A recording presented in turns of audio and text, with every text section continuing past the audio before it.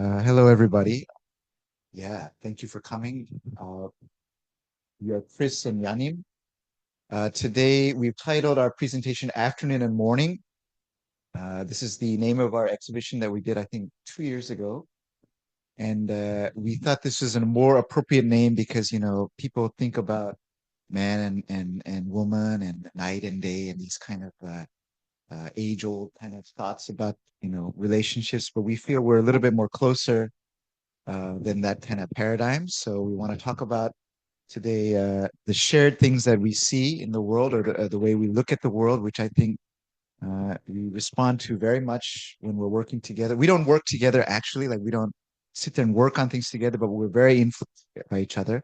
So we want to talk about those shared things today. So we were debating how to do the presentation today, if it should be two different talks, but we thought it's better to do it as one and kind of share our shared things with you. That's okay.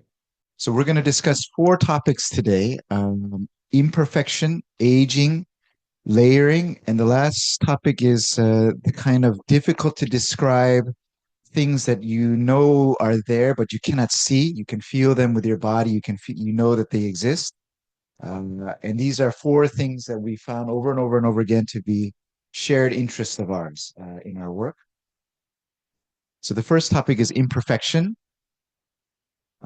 These are some pictures that typically Yunim is taking all the time.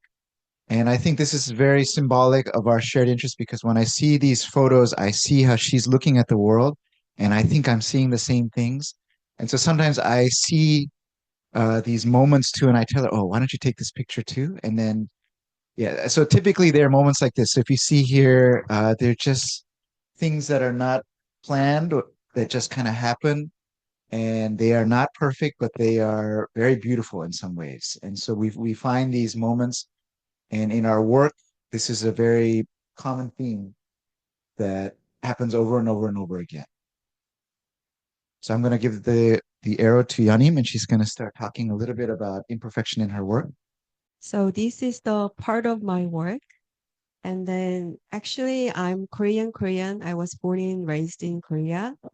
So in my entire life in Korea, maybe as you feel in here, many Koreans are very stressful because they are kind of pushy or in person to be perfect. But my entire most of the life, my younger life, I was a good student. I wanted to be perfect, but um, as time goes by, I noticed that I cannot. So more and more, I accepted I'm imperfect human being. And then the moment of imperfection, I felt freedom. And then I also felt who I am, and then that's me. So actually, imperfection. How can I be imperfect human being? That's a kind of core issue and subject for me. Sometimes you can find perfect things, and then it's quite beautiful, right? Craftsmanship and all the things, but still, I feel some in the nature or in our in our life, imperfect moments also gives the very view, very big happiness and the beauty in our life. So I think I just wanted to find the things in my works. Actually, when I just started to some and learn craft things, I quite interested in some Asian and Korean things. So and actually I'm influenced by my grandma. She raised me and she cared me all the time in my lifetime. So I have a huge influence by grandma. And then in our life, so these kind of old things always were around, in my environment. So I learned some sewing, some traditional sewing. There are very different kind of sewing, but at the very beginning, I trained very refined sewing, and then it's very. But as a human being, you are not the machine, so it cannot be perfect, right? But my teacher, sewing teacher, and my grandma said, "You do, you cannot be perfect, but you don't need to be perfect. But when you have a same breath, when you're very calm, you can continue what you want to do. That's the part of it. So this is a sewing. And then one day I cut it out, the thread, and then pulling out, and then take it out. And that was a kind of my freedom. So these are the things. So it also made a three-dimensional space in the work. And then it made me happy. So I started to do it. As you can see, there are many stone pictures, and then I'm really into the stones and rocks, all the nature things. So is our imperfect, and then I want to show the background of these. These are the paper, the hanji, and uh, I practiced the calligraphy quite a long time. So you can see the ink stones, and when you use the brush, and then I draw the lines. So actually, several years ago, my calligraphy teacher, master, he passed away. He was like my father, and then I also got influenced a lot from him. And then after he passed away, actually, I couldn't practice it. So I just quit quite some time. And then I started to practice it again. And then that was the very beginning of the practice, the line drawing. But we call it drawing, but it's a kind of stroke practice. So, and then using your breath and then brushworks. So I draw the line every day. So all the kind of papers, a lot of papers were with the lines. And then one day I saw the backside of the paper, and then it was much more beautiful than the front one. So I decided to use the back part. And then this is the one. And then these are the, this mess is a fabric. It's a very old antique fabrics we made with hands. So all the, when you see clothes, it has the very subtle lines, and then it's not regular. It's not made with machine, that's with hands. So actually the old aged fabrics has a very different atmosphere than the new one. So I used it, and then I made my work. So like this is the question one, and all the natural dyeing fabrics. I'm using the papers and the fabrics, and then these lines. And this is also the kind of series. I'm quite curious about the languages and the communication human can do. Sometimes we can say, oh, because we can speak English, because we can speak Korean, we can communicate. But actually that's not. Even though we speak same language, but sometimes we cannot communicate, or sometimes we can communicate. So that means even though we cannot understand each other's words, but sometimes we can see or know what the other person say. So sometimes I'm quite interested in that parts. Even though we cannot say anything, but sometimes we can understand, we can see many things. It's quite simple, abstract, and everybody can do. And then these are part of my works. So this is another kind of our imperfection theme. So this is a building across from our old place. It's a brand new building. It was brand new. It's a villa. It's a three-story villa. And if you see here, between the second and third floor, there's a piece of tape here. Okay. So it's brand new, but there's a piece of tape here. And so every day when I went to work, I would see this tape, and then it starts to make me crazy. Like I just, and then because it's between the second and third floor, I want to take it down, but I can't. Like, and I just started to think, oh my God, this is making me crazy. Like every day I see this. And then not only that, it over time, it's still there. Like it's not going away. And it's become a permanent part of the building, actually.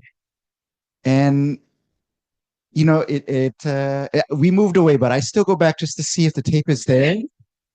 And it is definitely there. It's barely holding on, but it is still there. I haven't gone this year yet, but I'm going to go back just to make sure it's there.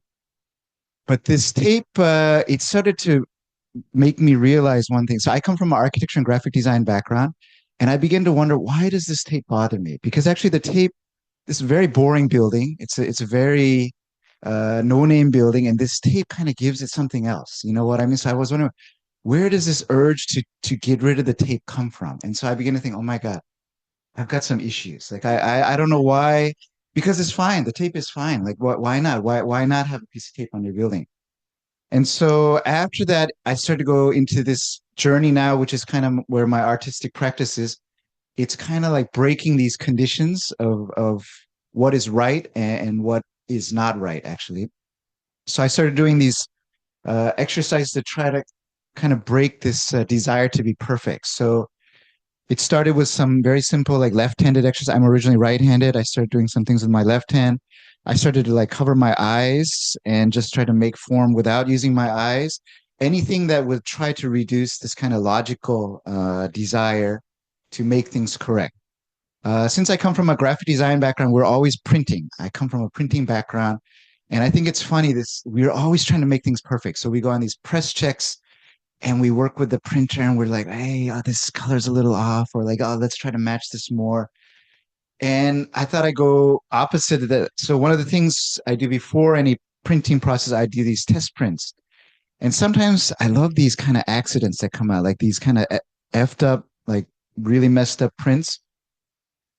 And so this is kind of how it started. So I started to go, I said, okay, let me go try to go deeper into this. I want to see if there's something to these kind of effed up prints, sorry, effed up, messed up prints.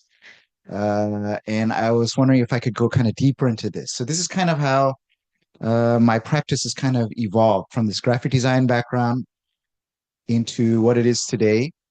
So that today my process, I would call it, I call it painting. It's kind of a cheesy word. It's like a mixture between printing and painting. So I'm using silkscreen as a kind of method of making, but I use it in a very kind of painting way. So this is kind of me working. So I'm not trying to make perfect prints every time. I'm using it in a way that I think most printmakers would actually hate. Like if they saw the way I'm working, okay, if there's any printmakers here, I apologize. Like I'm doing everything that is the antithesis of what printmaking should be. So all of these, I'm intentionally trying to embrace these things that I know I can't reproduce again, which is the opposite of printing. Like the printing whole thing is to make things perfectly 500 times, 1,000 times, 10 times. But I'm intentionally trying to go opposite to that. So, yeah, you can see here, yeah, in a nutshell, these are some of the things that I'm working on. Okay, the next topic we're going to go into is aging.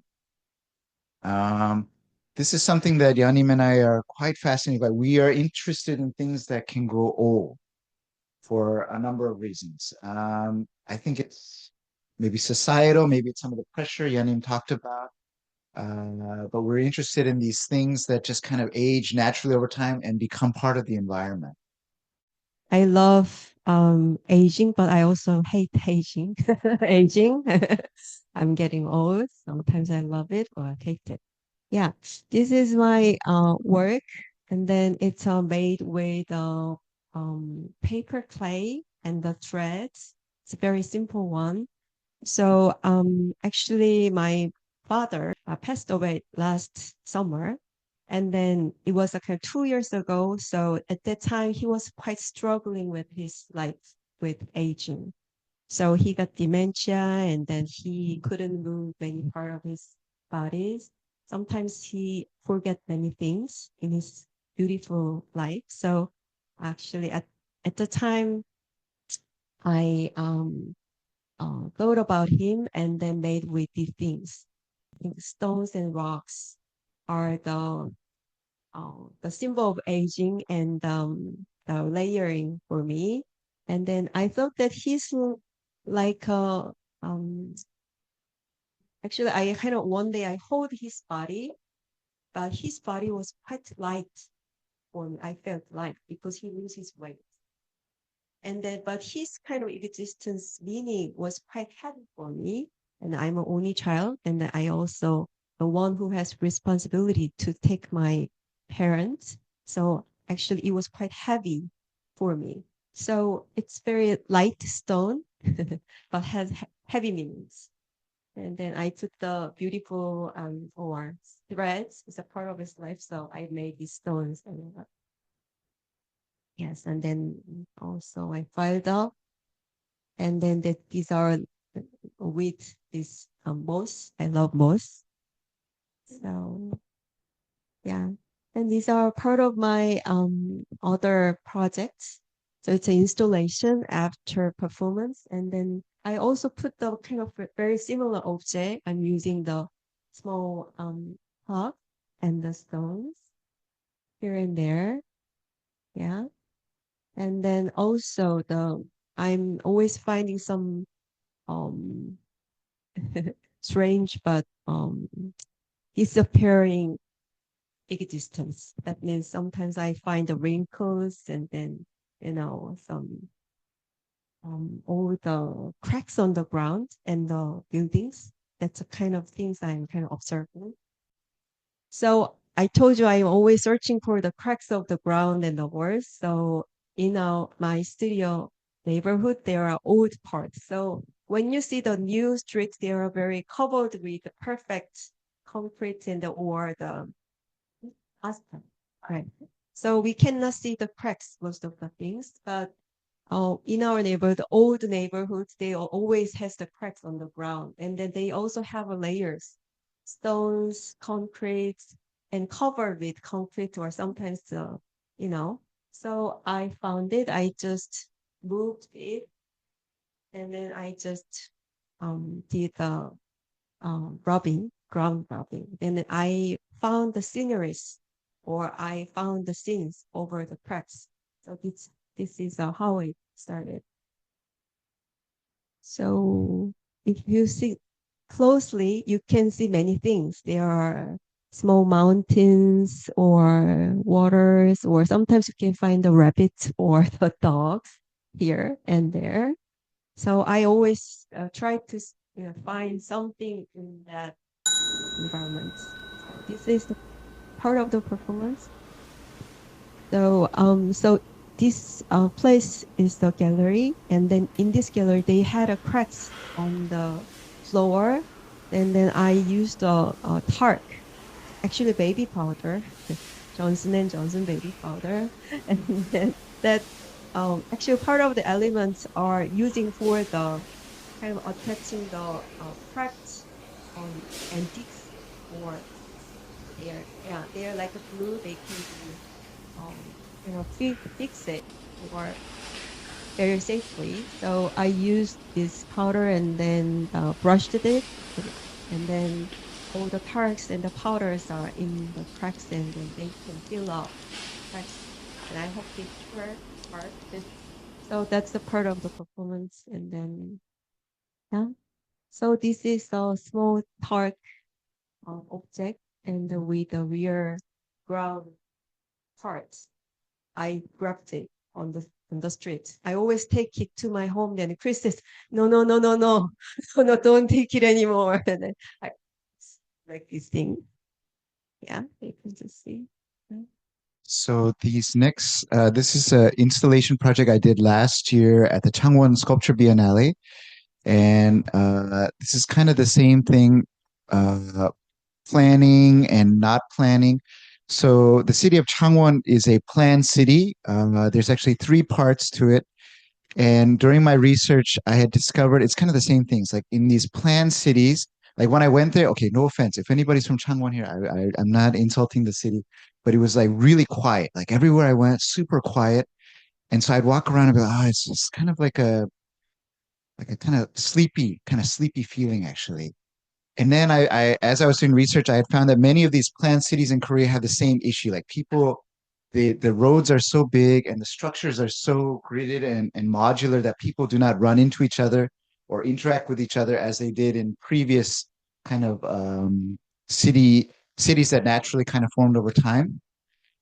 And so this project is like kind of two things.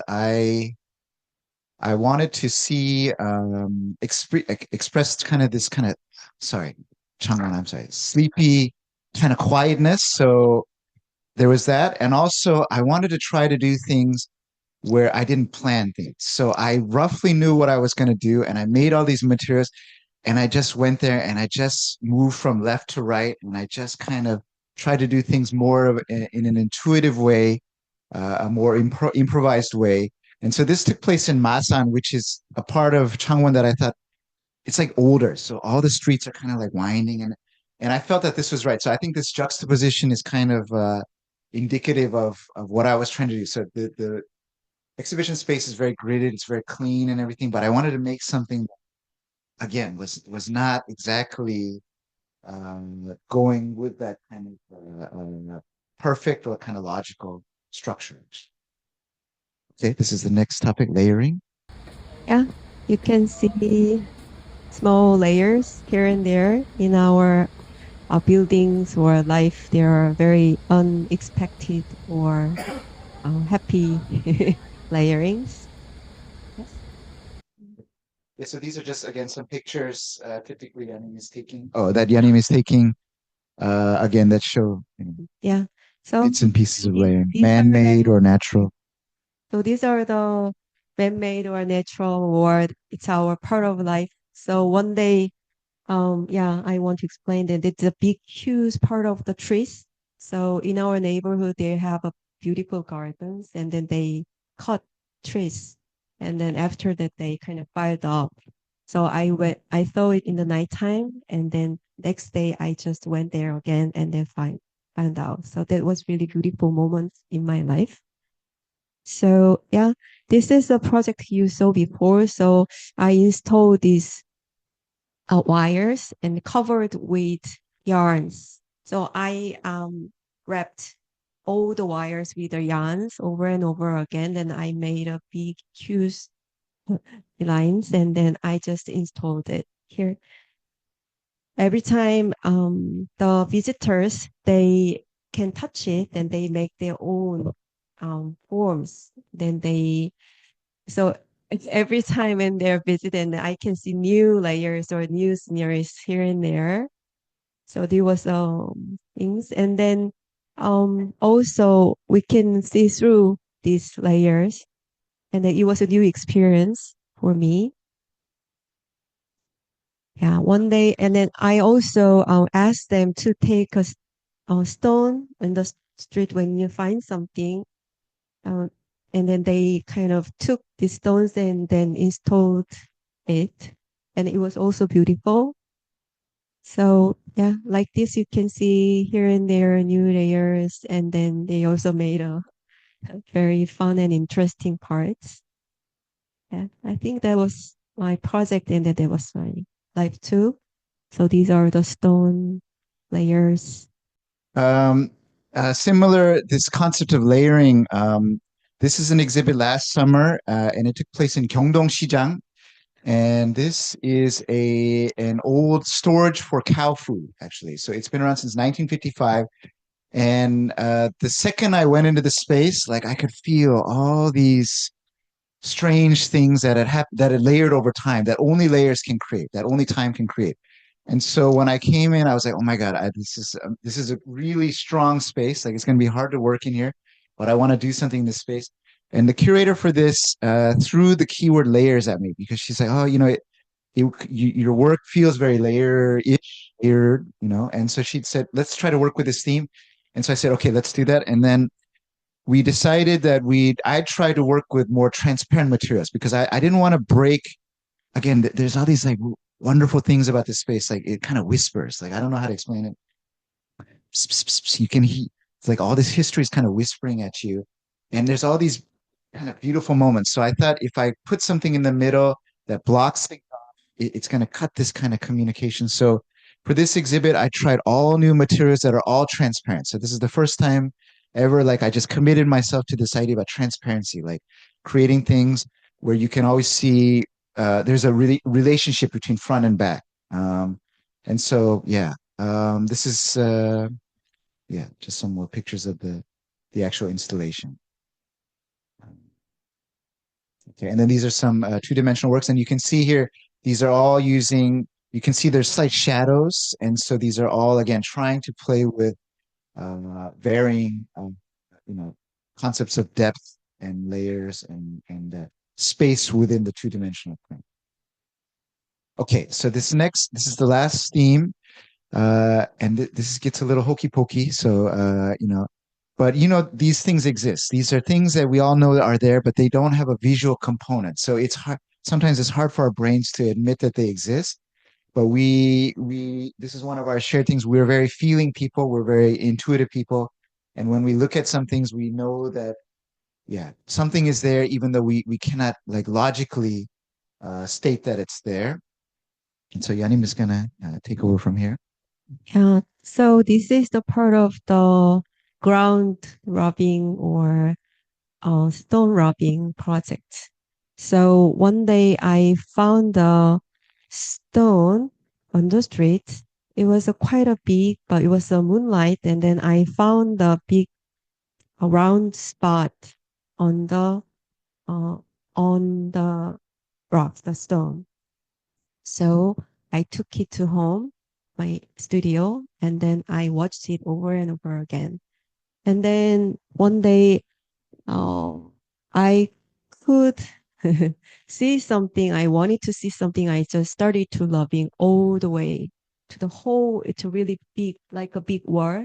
This whole size, this big size of the fabric, and I started to rubbing, and then this came out. Then I came to see or find something inside, and then I reflect my mind, and then I put my mind subject. So so when you see there are very round things here, so all the round things, one round is a one rubbing. So you can see a lot of round things. That it's the kind of over and over. I did it. So these are the ground rubbing. So you can see something. You can feel something in there. So this is the also stone rubbing, and then when you see closely, actually I found my portrait here. Yeah, so you can see or you can find something, even though you cannot see clear, but you can find something. But that's the way I'm going, I think. As I told you before, I'm kind of interested with something I cannot see, but we can communicate. Even though we don't talk much, but we can feel something. So that's how things. And then this is a kind of totem series. It's I named it, and it's like a totem. So sometimes I'm interested in the kind of hoping words, wishing words. So this totem is a kind of very symbolic sculpture, wishing or hoping something to the heaven or God. So, but most of the totem has a very even so right and left parts are the same, but my totem is quite different. So actually the communication or words or wishes has a very different aspects of it. So I just wanted to see that. So the floating words. And then these are the winter hibernations. This subject is hibernation. So I thought about that kind of long sleep and dreams in your during the sleeping night sleep. So these are the things we are keeping with. So this is a project from 2015. The curator had asked us to do a project exploring Hanok. And I come from outside of Korea, but when I first came to Korea, I was introduced to this concept of yun, or kind of a feng shui, which is kind of this energy within spaces. And whenever I went to Hanok, I would think, oh my God, I can feel it. Like I feel pretty nice here. I sleep pretty good here. Like this is a pretty nice space. And then I was thinking, oh, if I can feel it, maybe everybody feels the same thing. So I had this idea, maybe I can visualize this. I could capture this feng shui. So I did this workshop with these poor students and I gave them each an arrow. And I was thinking, okay, if I close my eyes and if I can feel the direction, they can feel it too. So we tried this, but it totally failed. Like if you look, the arrows are going in every possible direction, but it's not going in the same direction. And it was very hot that day. So I feel so bad. I even when I look at this video, I still feel very bad for them. But anyways, after that, I think it's still a big theme in my work. Like whenever I go into space, like I can feel these things. And I think when I'm working and when I'm working with graphics in a space or something, I think I'm trying to capture this kind of energy and seeing if I can jump off it or jump with it or go with it. And so when I go into space, like even the exhibit that Raffaella was mentioning earlier that I did with Chong a couple 2 years ago, like I think a big part of the process was just sitting in the space and feeling like where is this what is happening in this space and what is the space kind of telling me because sometimes the space just tells me it's kind of weird. It's like a I know this sounds crazy, but it's like like a Chris, maybe you should put something here. And I'm like, oh, I think that feels pretty good actually. So and then it does sound hokey pokey, but it is a big part of the thing. So I often sit in these spaces and I just wait for something to kind of tell me to do something actually. So these are just some various kind of different exhibitions or spatial projects. And it's very much that process where, again, this kind of voice just told me, why don't you do this? And I go, okay, that's a pretty good idea. And I just kind of follow that voice actually. This is an exhibit in Nagwon Sanga, Akisanga, the Nagwon Music Arcade. And again, something there just told me, don't put things on the walls, just put things on the ground and let's just see what happens. Okay, sorry, I went off into a weird place. Okay, that's our talk. So good afternoon, good morning. If you want, you can see some of our we don't update that much, but we try to do a little bit on Instagram. You can see this fall, Yanim and I are going to do another exhibition together. So when that kind of becomes more concrete, we will definitely post here and there about it, and it would be wonderful if you can come. Yeah, so we don't work together exactly, but we share a space, and our kind of way of seeing the world, I think, is very similar. And today, in a small, with four different concepts, we just try to share a little bit of that with you today. So thank you very much for coming, and thank you for your time.